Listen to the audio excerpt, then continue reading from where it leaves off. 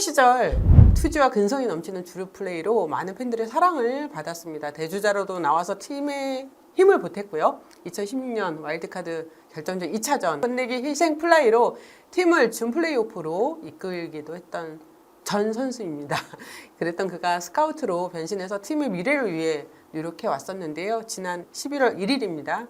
구단에 사표를 내고 당당하게 자신의 SNS에다가 사표 냈다고 사원증까지 다 보이면서 했던 그런 일입니다. 오늘 스튜디오에 오늘 분장 안 하고 나오셨네요? 쌩얼에도 약간 자신감이 있어서 지금 긴장하고 계신 것 같은데? 오랜만에 김용희 전 LG 스카우트 와 반갑습니다. 나오셨습니다. 반갑습니다. 네. 네. 이게 카메라 이 앞에 쓰는 거를 계속 못 참겠더라고요.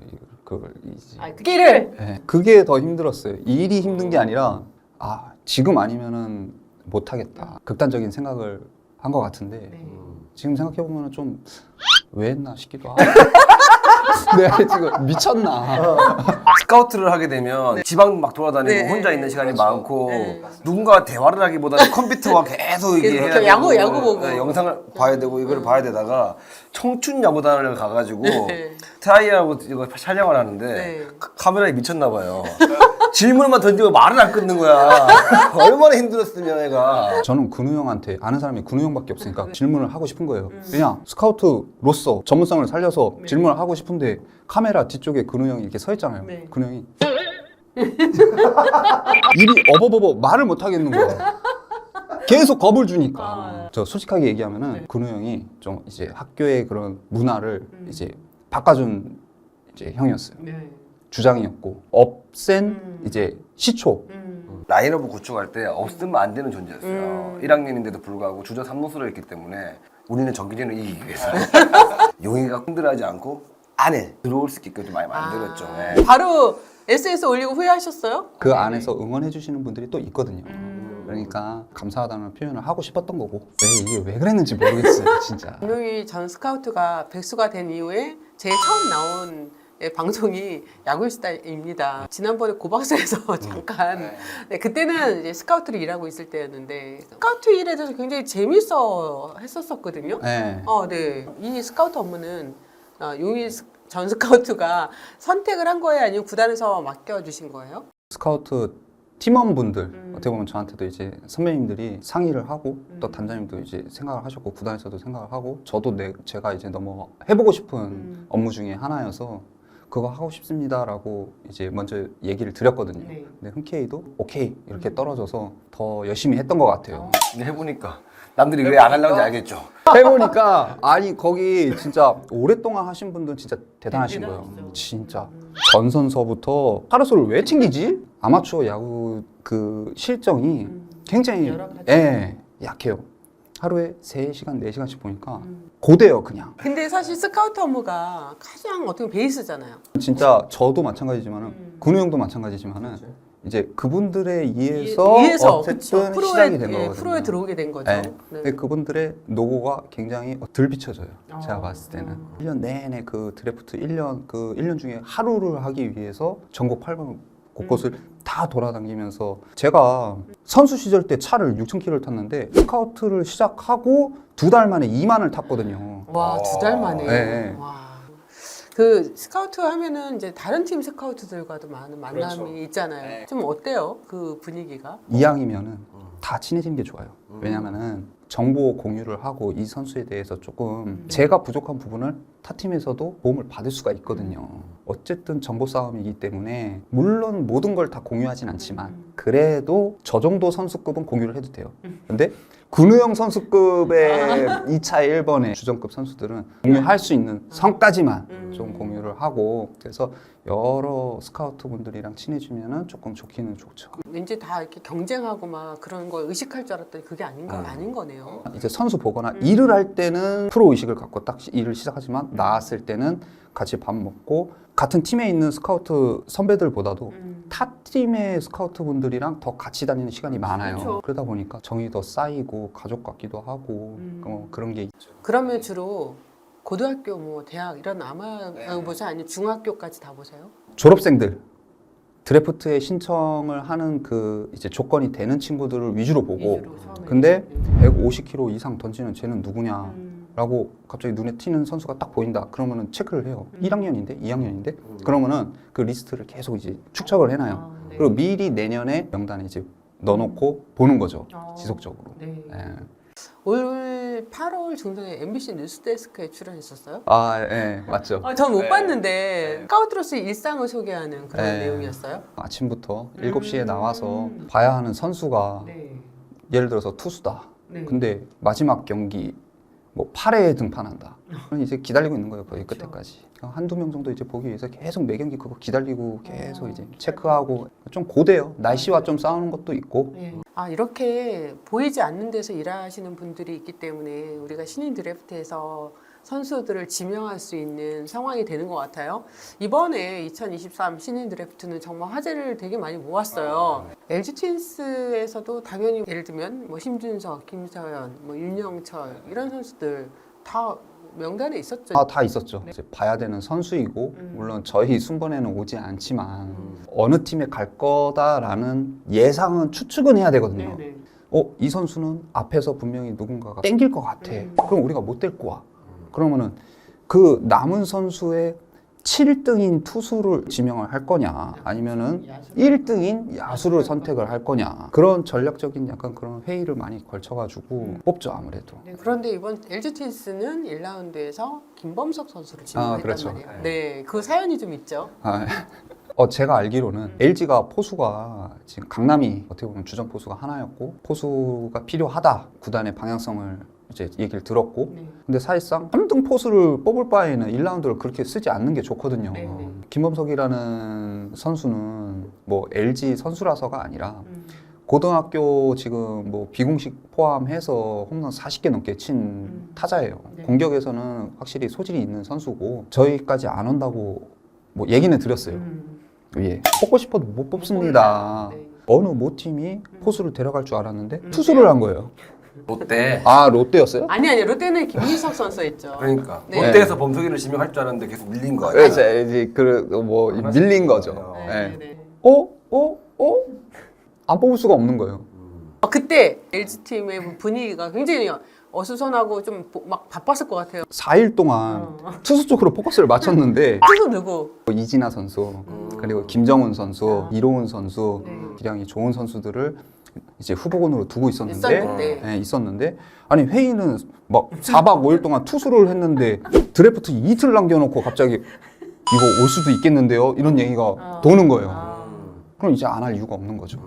야수를 먼저 1라운드에 뽑아놓으니까 그 다음 라운드가 전략적으로 너무 편한 거예요. 당시 이제 차명석 단장께서 아주 멋진 또 대사를 읊으셨잖아요. 그것도 좀 약간 비하인드가 있다면서요. 다른 단장님 분들께서는 이제 선수에 대한 자세히 평가를 했죠. 네. 아무래도 순간적인 재치가 워낙 좋으시니까 그렇죠. 그 많은 설명보다도 짧고 굵은 팩트를 남기셨던 것 같아요. 네. LG 이번 드래프트 좀 만족한 편이었나요? 상위 라운드야 팀 내에서 이제 주전급으로 굉장히 필요한 선수들이고 그 이후에는 육성이 좀 더 필요하고 향후 군대까지 포함해서 4, 5년 뒤를 바라보는 약간 그런 컨셉과 신체 조건이 굉장히 좋은 친구들을 우선적으로 하자 그런 방향성이었죠. 네. 진짜 원하는 선수들 다 지명 그 명단에 있었던 선수들 중에 저희가 어느 한 포지션이든 필요한 포지션에 그래도 지명을 한 그래서 다들 만족합니다. 그 네. LG 말고 진짜 이 팀은 드래프트 잘했다라고 하는 팀이 어디일까요? 하나죠. 네. 뭐 라운드도 제일 앞에기도 하지만은 저는 감히 그냥 말씀드리면은 향후 5년 이후 투수진이나 너무 좋을 것 같아요. 문동주, 김서현, 23년도에 또 1라운드 또 150 투수들 많잖아요. 전준령 갔을 때 이 마운드 딱 그 5군데 딱 올라가는데 150 피차들 용병 둘에 빵빵빵 던지고 있으면은 와 너무 뿌듯할 것 같아요. 스카우트를 해보면서 고등학교 시절에 아마추어 리그 있을 때 그랬던 성공하고 잘 던지는 선수들이 프로 와서 망가지는 경우도 많잖아. 그렇죠.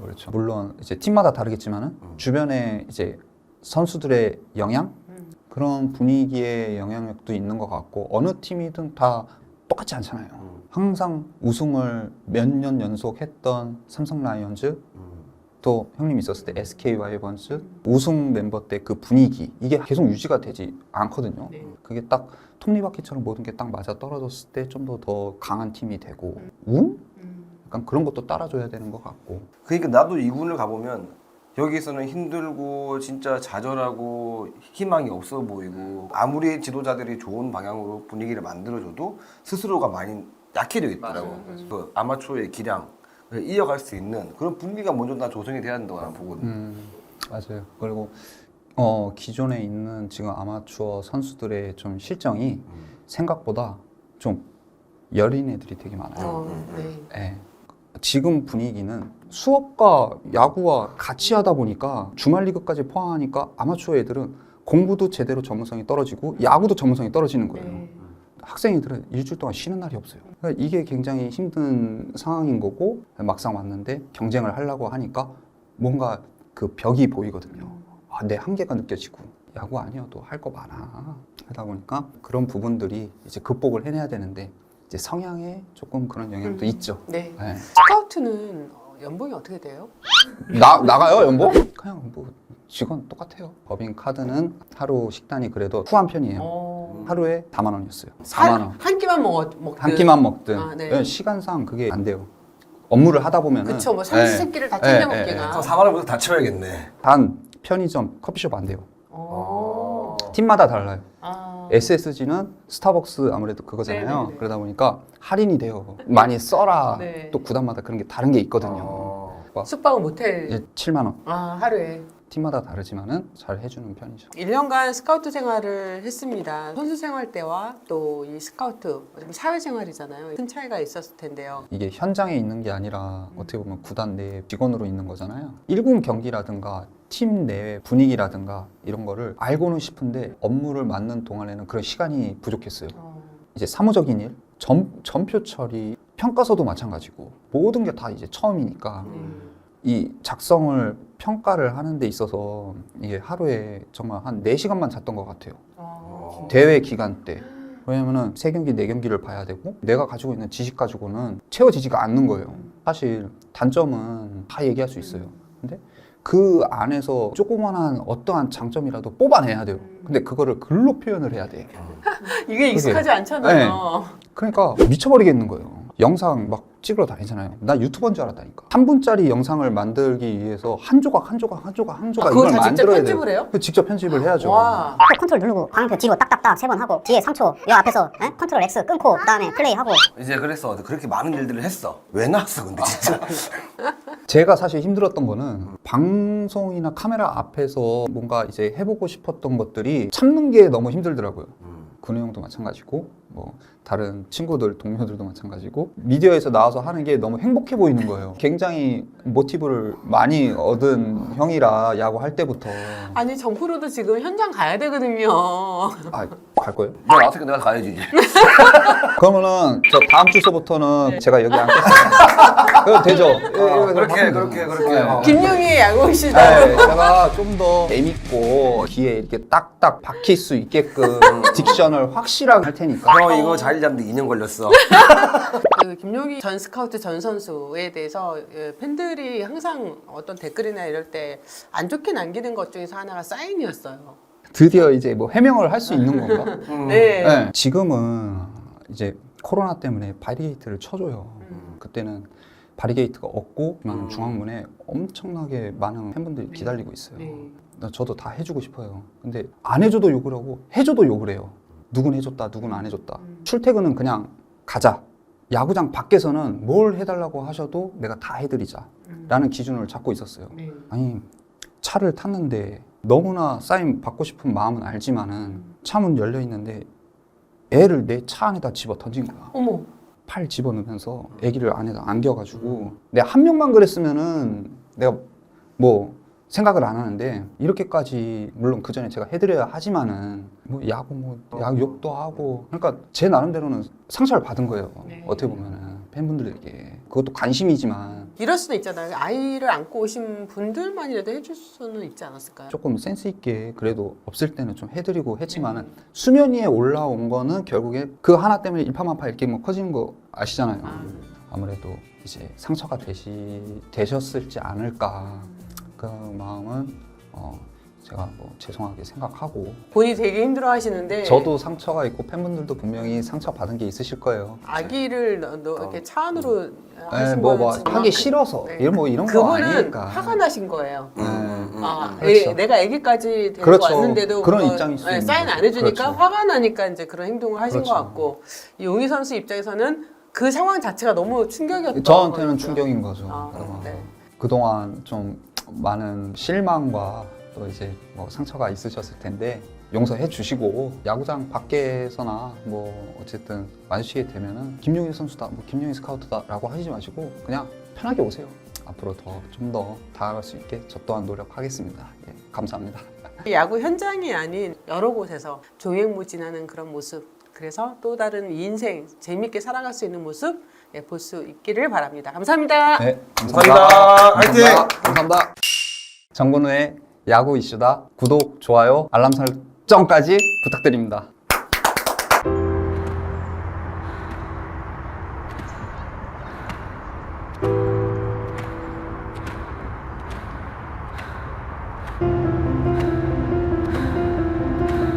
달린다는 것, 무한한 경쟁을 위해, 때론 희망으로 가득한 나의 미래를 위해, 그리고 달린다는 것, 일상으로의 건강한 복귀를 위해 세종 스포츠 정형외과